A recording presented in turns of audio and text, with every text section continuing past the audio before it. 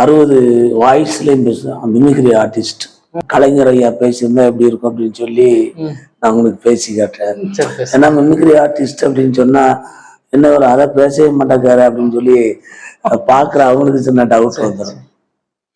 ஆனா யோவான் எழுதின சுவிசேஷம் 8ஆம் அதிகாரம் 32ஆம் வசனத்துல ஐயா அந்த வசனத்தை நீங்க கொஞ்சம் சொல்லுங்க அப்படின்னு சொல்லி சொல்லும் பொழுது ஐயா சொன்னாங்க, யோவான் எழுதின சுவிசேஷம் 8ஆம் அதிகாரம் 32வது வசனம் சொல்லுகிறது, சத்தியத்தை அறிவேன், இந்த சத்தியம் உங்களை விடுதலையாக்கும்.